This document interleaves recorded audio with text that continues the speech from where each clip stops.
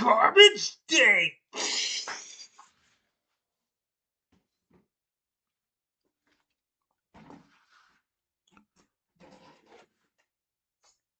Let's talk about Silent Night, Deadly Night, Part 2.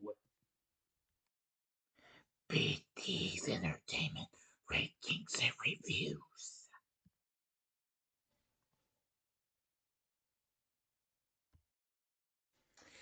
So, greetings, my fellow YouTubers, and welcome to Big D's Entertainment Rankings and Reviews. I'm the Big D, and this time around, I bring to you a review of the 1987 slasher flick, Silent Night, Deadly Night Part 2, released by Silent Night Releasing Corporation, along with Ascot Entertainment. Directed by Lee Harry, from a screenplay he co-wrote with Joseph H. Earl, whom they both co-wrote the story with Dennis Patterson and Lawrence Applebaum, which his company, Lawrence Applebaum Productions, produced. This is the sequel to Silent Night, Deadly Night, and its plot focuses on the brother of Billy Chapman, Ricky, now named Ricky Caldwell, and his own trauma regarding his parents' Christmas Eve murders, which triggers his own killing spree. And the film uses approximately 25 minutes of archived footage from the original film as flashbacks, which just about half the movie is just, yeah. If you haven't seen my review of, well, actually, it's a new re-review, which it's doing pretty well so far, thank you. If you haven't seen the re-review of Silent Night, Deadly Night, check it out by clicking on that card that'll take you to the vid in case you might have missed it, or if you would like to see it again if you'd like.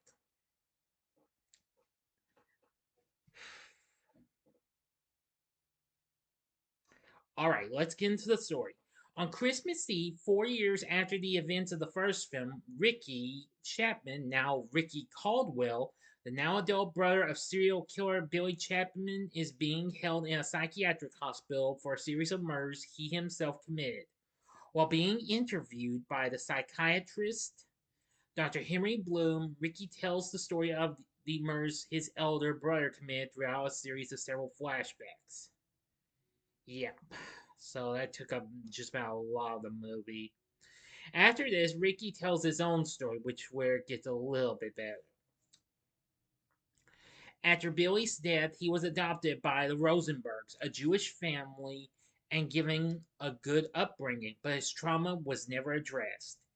After his adoptive father's death, Ricky loses his composure and commits a series of random murders, targeting people who are naughty. A chance for a normal life seems to appear when he starts dating Jennifer Stetson, but an unpleasant encounter with her ex-boyfriend Chip sends Ricky over the edge. He kills him by electrocuting him with jumper cables attached to a car, while Jennifer watches in horror and then strangles Jennifer to death with a car antenna after she screams that she hates him. A security officer witnesses this, and as Ricky is about to be arrested, he grabs the officer's revolver and shoots him in the forehead before going on a shooting spree. He kills at least 3 more people throughout the neighborhood, including one man taking out his garbage, henceforth the infamous but still a favorite of mine, Garbage Day. And no. Yep, a true classic right there. That never fails. That is the good part. A lot of people was like that. I think a lot of people use it as a meme or something like that. At least I think so. Eventually, Ricky finds himself in a standoff with the police and attempts suicide before being arrested. Now, here's the final at the ending. You better stop this video at once. Go to the description box below. Fast forward to the time below. As I start counting down 5 seconds, if you've seen this already, please continue. Okay, you've been warned.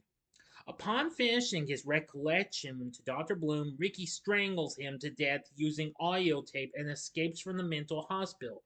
He murders a Salvation Army Santa and steals his costume, not including the beard, unfortunately. Ricky plans to kill Mother Superior, the nun who abused Billy as a child, and whom Billy failed to murder 4 years earlier. After chasing Mother Superior throughout her house, Ricky succeeds in decapitating her with an axe. Ricky cleans up the blood and stages the scene with Mother Superior sitting in a chair, her severed head balanced on her body. As soon as this is discovered by the police officers that arrive on the scene, a screaming Ricky leaps out and prepares to attack, but is shot down out the patio door. Sister Mary wakes up. The police officer tells her, "He's gone, sister. It's over." Then she turns over and sees Mother Superior's severed head before screaming in terror. In the end, Ricky suddenly opens his eyes and smiles devilishly, indicating that he survived his gunshot wounds. End of story for now. So, what did I think of Silent Night, Deadly Night Part 2? Well, I think the flashback bits could have just used a little trimming and what have you. We didn't need to know too much seeing all those flashbacks and what have you. That was a complete blooming waste of time. And this film underperformed, only making $154,323 on its $250,000 budget.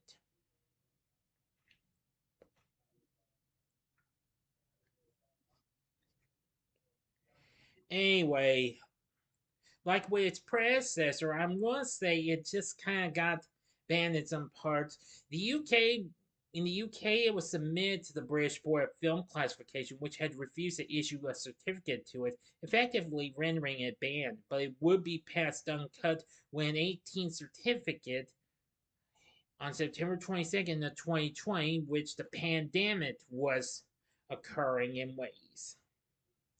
But it's an okay film. At least the garbage they bit really makes it a little more enjoyable. At least it manages to redeem itself later on. But not 110% though.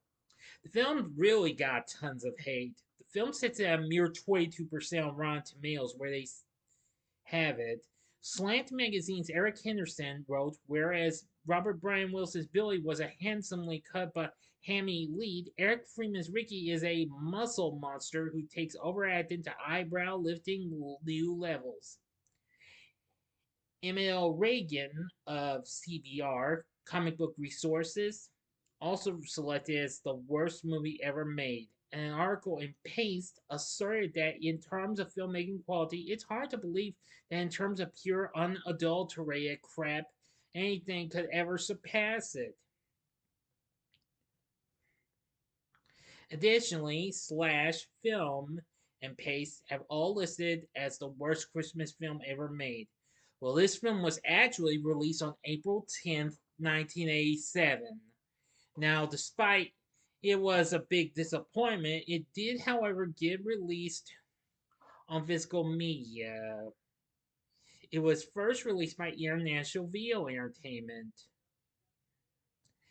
and then soon it got released on DVD along with its predecessor by Anchor Bay.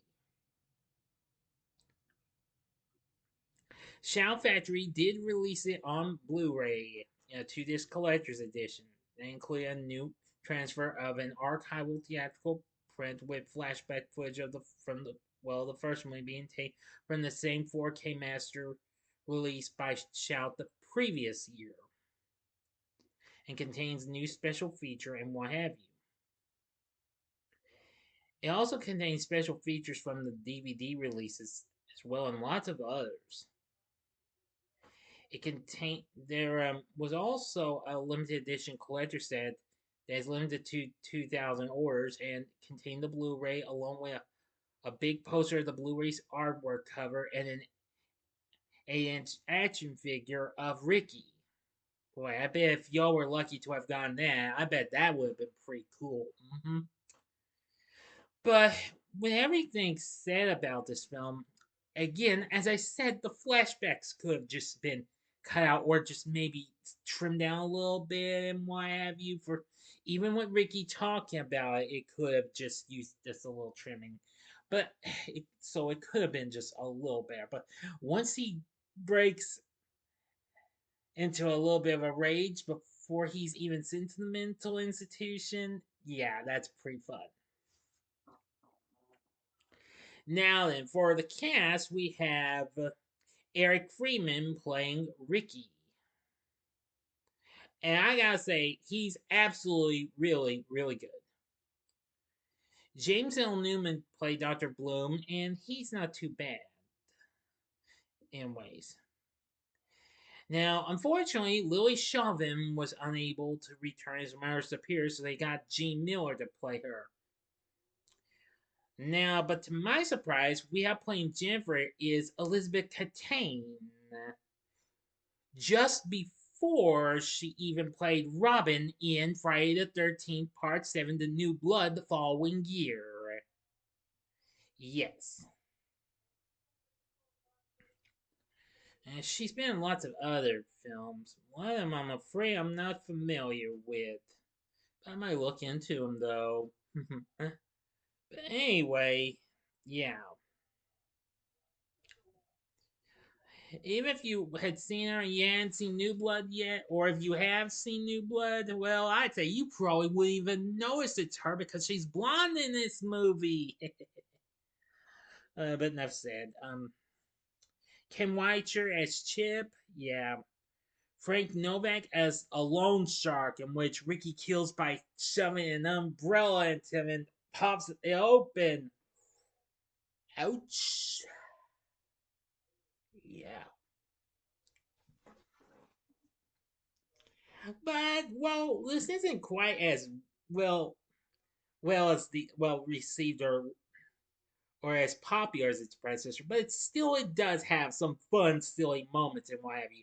Especially the movie theater scene. Especially when Ricky hears this bully, this loudmouth dude yelling out and what have you, and soon the guy who beside him suddenly vanishes. And Ricky's right behind him and says, "Shh, naughty." And then we see just a comical looking being the deathbed, but who knows whatever became of that bloke. Michael Armstrong does the score for the film, and it's not too bad. Lee Harry also was editor of the film.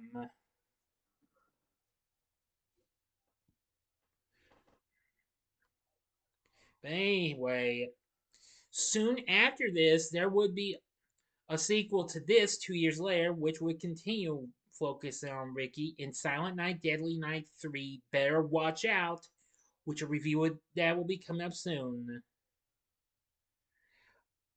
But on the whole, is it really that bad? Well, yes and no. The yes would be if is because it had all the flashback sequences. It almost takes half the movie to get into how it continues and what have you. But the no is with Ricky continuing his story after the events of the first film, it made it a little better in my view. The garbage day bit, classic. Enough said, okay? But anyway, but we do have a good lead in Ricky. I gotta say he's good in my view. Maybe not quite as good as Billy was in the first one, but he comes right up there though. But actually, it could be close. But you be the judge, okay? So would I recommend giving Silent Night, Deadly Night Part 2 a whirl? Well, I'd recommend you give this a one-time watch if you're a hardcore completionist. That's it. Enough said. What did you think of Silent Night, Deadly Night Part 2? Let me know in the comments section below. If you like this video, click the like button, subscribe, and be a part of the Big D Nation. Continue to support my channel, and you know the rest. Join me next time when I bring to you, well, I did say it was a re-review, but it's going to be a revisited review, where I'll be reviewing in a revisited form A Charlie Brown Christmas, a great classic.